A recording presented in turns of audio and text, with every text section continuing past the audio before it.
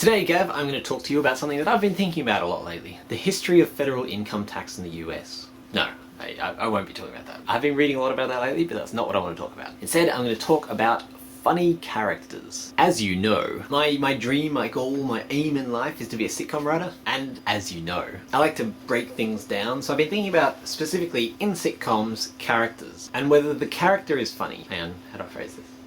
And whether the character is funny to watch, or whether the character would be funny if you met them in real life. So for example, in Seinfeld, there's Jerry Seinfeld, and he's a comedian, and he's actually funny within the show. Like, he tells jokes that makes other characters laugh. And then up the other end of the scale, there's, say, Kramer. And Kramer's very, very funny to watch, but he doesn't make jokes that make other characters in the show laugh. So they're kind of the two ends of the scale. And then you take the IT Crowd's a good example. In the IT Crowd, none of the characters are funny. And so you watch the IT Crowd and you're laughing at what they're doing, but what they're doing isn't funny within the actual show, it's just funny to watch. The TV show How I Met Your Mother is really interesting, because it's the only show I've seen where pretty much all of the characters are funny. Ted, Robin, Lily, Marshall, Barney. Barney and Robin less so than the others, but it's still very rare where all 5 of the main characters are funny people, as well as funny characters. And I think that's one of the reasons that How I Met Your Mother works so well. Judd Apatow, the writer-producer, he's done 40-Year-Old Virgin, Knocked Up, Funny People. He's done, that whole line of films, they're all produced by him. And that's what he does. He always makes sure that all of the characters in his films are funny. So as well as watching their hilarious antics on screen,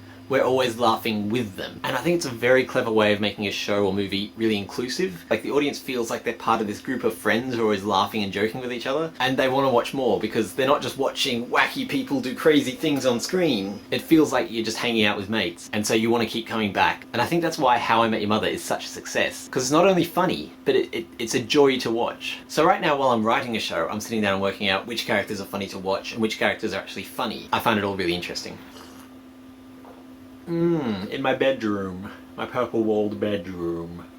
I think your epilogue idea may be the worst idea you've ever had. If your challenge is not to talk about something, then you just don't talk about it. You don't get 24 seconds where you can talk about it. That'd be like being a vegetarian except for on weekends. Or if you and I weren't allowed to ring each other up except for an hour every day. Also, you weren't at home for just the epilogue. It was a 3-minute video. You were at home for 2 minutes and 15 seconds. Elizabeth, I'm going to do some research and answer your questions on Thursday. Gav, I'm not sure which address to send the DVD to, so let me know in tomorrow's video. Like, don't say your address on the video, that's not a good idea. So let me know if you want them sent to Emerald or to Brisbane or to Toowoomba in your video when I see you tomorrow.